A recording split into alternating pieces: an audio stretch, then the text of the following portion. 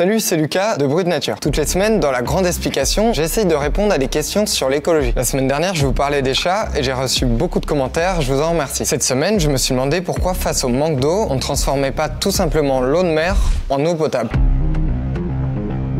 En fait, j'ai appris récemment que beaucoup de pays le faisaient déjà, dont la France. Face au risque de pénurie, plusieurs pays dessalent même à très grande échelle. On a aujourd'hui plus de 20 000 usines de dessalement d'eau de mer dans le monde. Mais ces technologies, elles inquiètent. Ce sont des gouffres énergétiques et elles détruisent la vie marine, à tel point que même l'ONU a tiré la sonnette d'alarme. Alors je me suis demandé pourquoi de plus en plus de pays dessalent l'eau de mer, pourquoi ces procédés inquiètent, je vous explique. Nous sommes aux Émirats Arabes Unis, au sud-ouest de Dubaï. Vous reconnaissez peut-être ces îles artificielles en forme de palmier. Si on zoome un peu sur ce quartier, on s'aperçoit en fait que c'est une gigantesque usine. Elle détient le record de la plus grande usine de dessalement au monde. Ici, à partir d'eau salée, l'usine peut produire 2 milliards de litres d'eau douce chaque jour. Et 2 milliards de litres, c'est la consommation journalière d'environ 13 millions de Français. Pour mieux comprendre comment ça marche, j'ai interviewé une ingénieure hydrologue et la responsable de la cellule eau du CNRS. 97,5% de l'eau présente sur Terre est salée. Donc évidemment, on a plus d'eau salée que d'eau douce. On a seulement 2,5% d'eau douce sur Terre. Aux Émirats Arabes Unis, c'est déjà 90% de l'eau potable qui provient du dessalement. En fait, le dessalement, c'est pas tout à fait nouveau.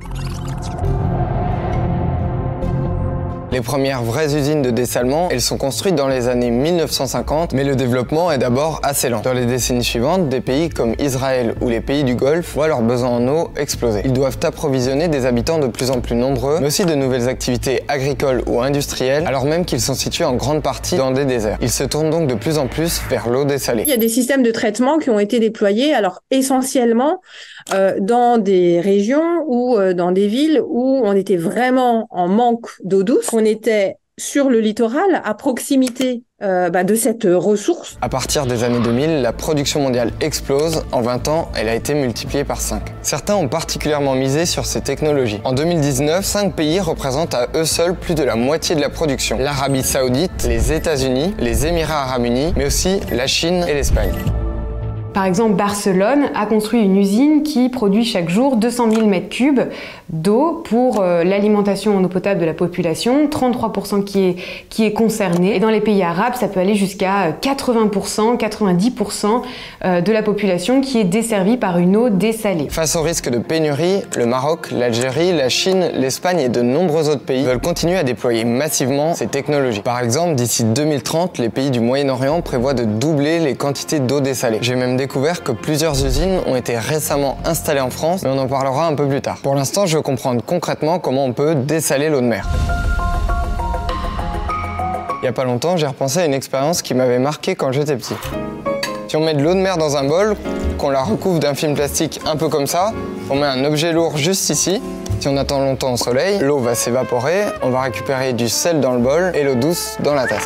Ça, je me souviens à l'époque, ça m'avait impressionné. Mais quand on veut faire ça dans des quantités bien plus grandes, à l'échelle d'une ville ou d'un pays, c'est tout de suite plus compliqué. Deux principales techniques ont été inventées. Il y a d'abord le dessalement thermique, et ça ressemble un peu à l'expérience du saladier. C'est faire bouillir de l'eau salée, et puis par distillation récupérer toute la vapeur, finalement, en laissant déposer le sel, et en récupérant l'eau douce qui résulte de cette technique de distillation thermique, sachant qu'on obtient H2O. Donc H2O, il n'y a plus ces minéraux dont on a besoin pour qu'elles soient consommées par les populations humaines. Donc il faut ajouter certains minéraux. Bon, dans la réalité, les circuits sont un peu plus complexes, mais vous avez capté le principe. Il y a une seconde technique, ça s'appelle l'osmose inverse, et derrière ce nom barbare, c'est en fait assez simple. Avec une pompe sous pression, en fait, on va pousser l'eau à travers des membranes qui vont laisser passer les molécules d'eau tout en retenant les sels dissous. Aujourd'hui, le dessalement thermique représente 25% de la production et l'osmose inverse 70%. Les 5% restants, c'est d'autres techniques peu utilisées. Alors tout ça, c'est super sur le papier, mais en réalité, le dessalement, c'est un désastre écologique.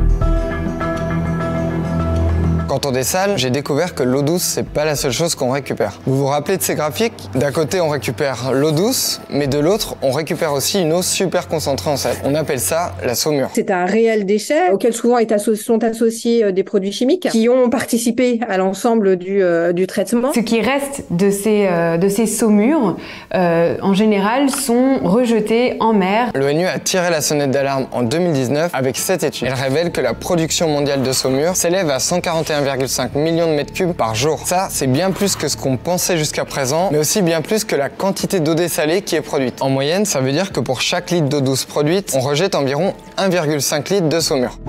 Ces technologies posent des problèmes écologiques, notamment sur les écosystèmes marins, puisque les rejets de saumure vont modifier la salinité de la mer très localement et impacter notamment des espèces aquatiques très menacées comme les herbiers de Posidonie qui sont déjà menacés par d'autres activités humaines. Et c'est pas tout, il y a encore une autre préoccupation.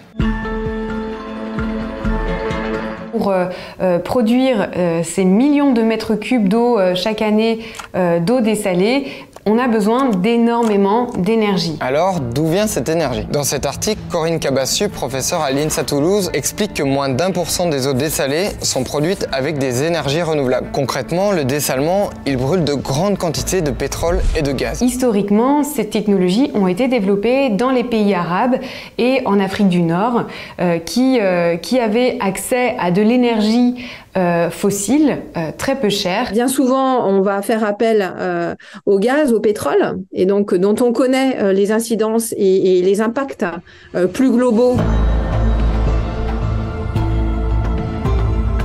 Résultat, ça émettait 76 millions de tonnes de CO2 en 2014, avec des prévisions à 400 millions de tonnes estimées pour 2050. Et ça correspond quasiment aux émissions totales d'un pays comme l'Australie. Ça m'a donné l'impression d'un cercle vicieux. On émet du CO2 pour dessaler l'eau, ces émissions aggravent le réchauffement climatique, qui à son tour risque d'aggraver des sécheresses, qui à leur tour augmentent les besoins en eau, etc. Quand j'ai découvert ça, je me suis demandé si en France aussi, on dessalait l'eau de mer.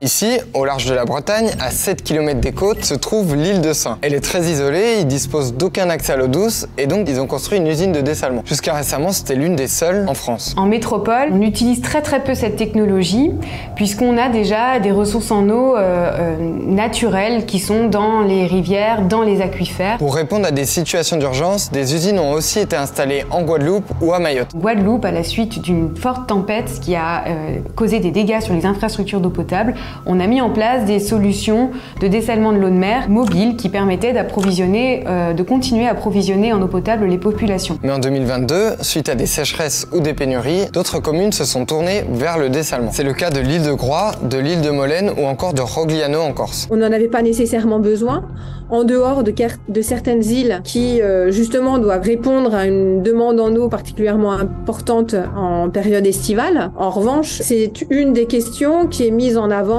justement dans ce contexte grandissant d'interrogation quant à la disponibilité de la ressource en eau douce. Ok, mais alors, est-ce qu'on pourrait imaginer un dessalement qui détruirait moins la planète ? On constate aujourd'hui dans le monde que plus de 2 milliards de personnes n'ont pas accès à de l'eau potable en toute sécurité. Une première solution est de se tourner vers des technologies moins polluantes. Car ce qu'on n'a pas encore dit, c'est que les rejets de saumure peuvent varier fortement d'une technologie à l'autre. Il existe aussi des technologies qui vont chercher à trouver des filières ou des débouchés dans les saumures. Et c'est aussi le cas de la consommation d'énergie. Dans son article, Corinne Cabassu note par exemple que depuis les années 70, les nouvelles technologies d'osmose inverse ont permis de diviser par 10 les coûts énergétiques. On peut aussi réduire la facture énergétique, notamment par la récupération de chaleur fatale. Ces technologies sont en cours de développement et nécessitent toujours de l'énergie au départ. Cette solution de dessalement de l'eau de mer peut être intéressante que si on a des sources d'énergie renouvelables. Mais ce n'est pas tout. Pour les 2 scientifiques que j'ai interviewés, il faut se demander à chaque fois si on a besoin de consommer autant d'eau. Et si aucune technique moins polluante que le dessalement n'est possible. Dessaler l'eau de mer pour l'alimentation en eau potable est une solution de dernier recours lorsqu'on a déjà exploré toutes les autres solutions, notamment les économies d'eau, l'optimisation des rendements des réseaux d'eau potable, etc., etc. Peut-être que le dessalement est adapté à certains endroits, d'autres solutions comme la réutilisation des eaux de pluie ou le traitement des eaux usées sont aussi des solutions pour répondre à des besoins spécifiques. Un des points extrêmement importants, et peut-être la solution, c'est de se poser la question sur les types d'usages en fonction de l'eau disponible, et non plus d'envisager que l'eau est complètement abondante et disponible de façon complètement illimitée. Ce que j'ai retenu en m'intéressant à ce sujet, c'est que le dessalement était loin d'être une solution miracle. Il peut être utile, mais seulement dans certains cas précis et en essayant de réduire ses impacts au maximum. J'espère que cet épisode de la grande explication vous a plu. J'ai essayé de pas trop rentrer dans les détails techniques, mais de pas trop survoler le sujet non plus. Si vous avez encore des questions, n'hésitez pas à les poser dans les commentaires. Vous pouvez aussi liker la vidéo pour que plus de personnes puissent découvrir ce sujet. On se retrouve très vite sur la chaîne de Brut pour traiter d'autres sujets sur les animaux ou l'écologie, et je vous dis à bientôt.